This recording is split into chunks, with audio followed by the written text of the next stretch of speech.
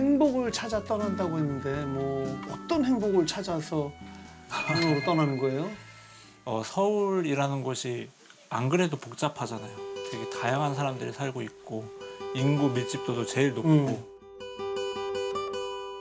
거기에 우리 5명이 더 할 필요는 없지 않을까?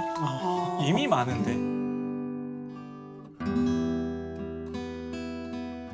그러면은 우리가 조금 더 자연 속에서 행복을 좀 더 찾아볼 수 있지 않을까? 이런 생각들을 늘 항상 갖고 있었고 모험을 떠나볼 때가 됐다 싶은 때가 지금 올해 말이 됐던 거죠.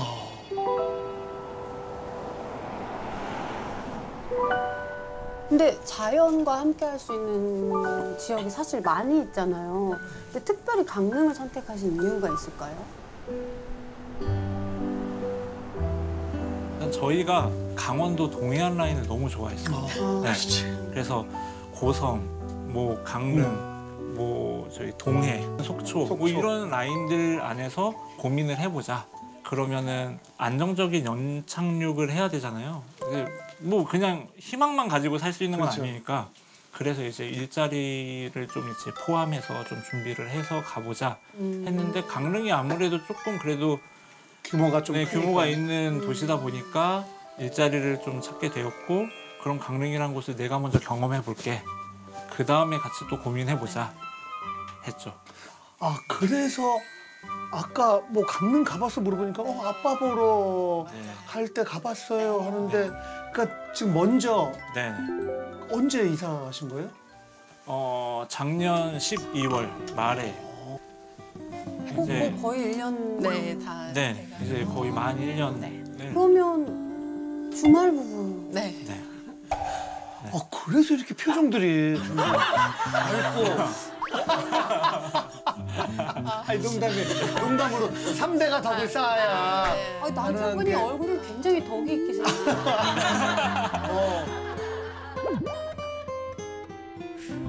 아니 근데 대단한 게 대단하시다. 뭐 저희가 지금 농담처럼 얘기했지만은 과연 여기 온 식구가 이사 와도 되는지 거의 1년을 사전 답사를 한 셈이에요. 어떠세요? 1년 먼저 살아보신 소감이?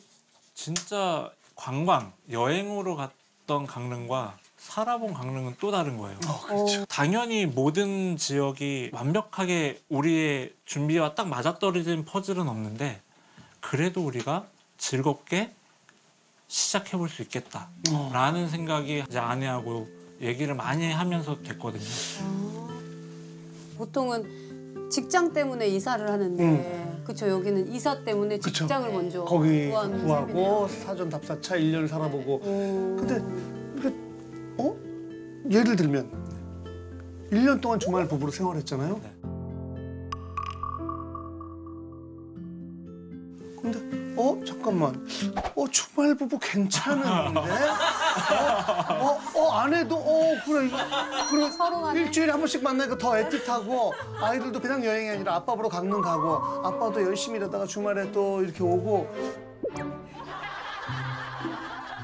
처음에는 교통비도 아끼고 그래서 조금 이렇게 한 달에 많으면 2번 와라 이랬거든요. 근데 그게 안 됐어요. 자주 오세요? 훨씬 자주 왔어요. 왜요?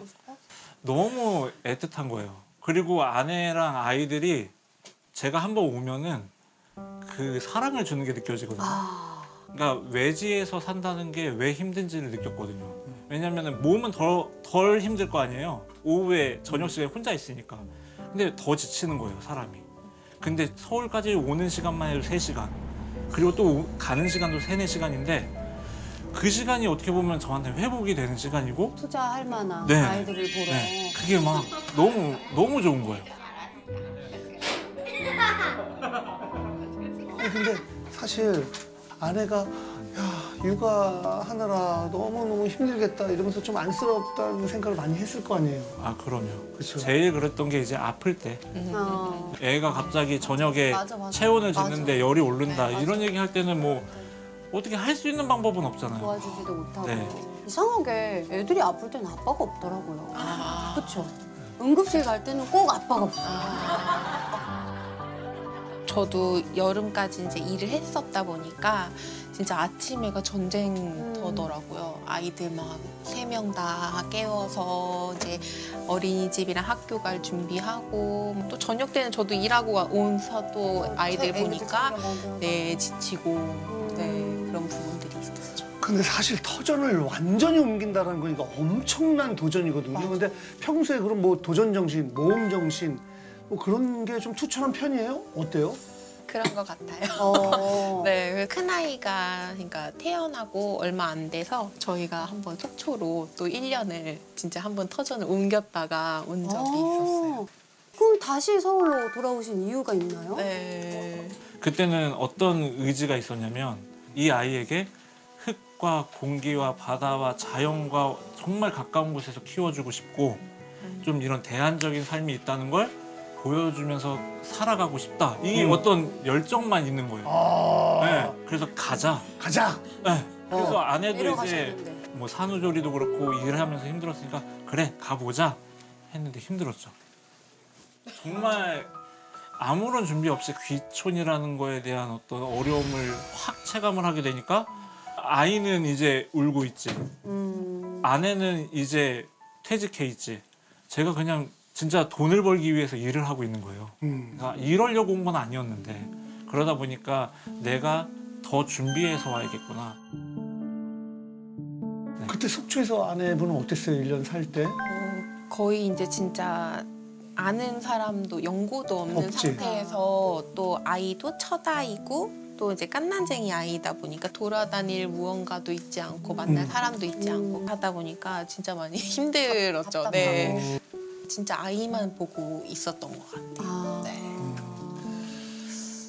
혹시 이번에 또 강릉으로 가자 해서 갔다가 또 다시 서울로 가자 아, 네.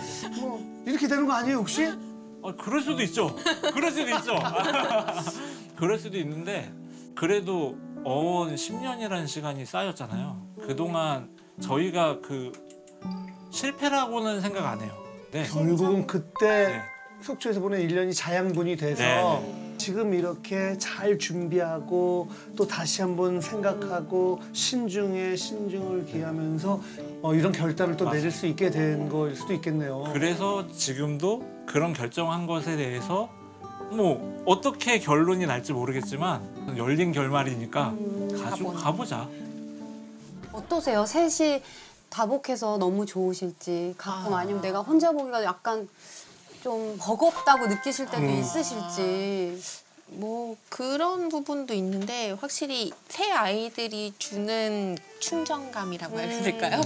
그게 다르더라고요. 그쵸. 네, 그래서 막내가 저를 되게 위로하는 거에는 탁월한 능력을 갖고 있어서 제가 약간 힘들어서 이제 안아줘 하면은 와서 안아줄 때 그걸로 이제 위로도 받고 네 그렇게 됐어요. 그렇죠. 근데 막내가 우리 안에 있을 때 얘기를 했는데 남동생 1명, 여동생 1명을 갖고 싶대요.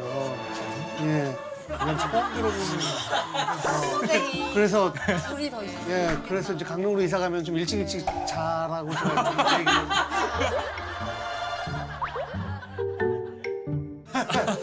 그랬구나. 우리 막내가 그랬구나.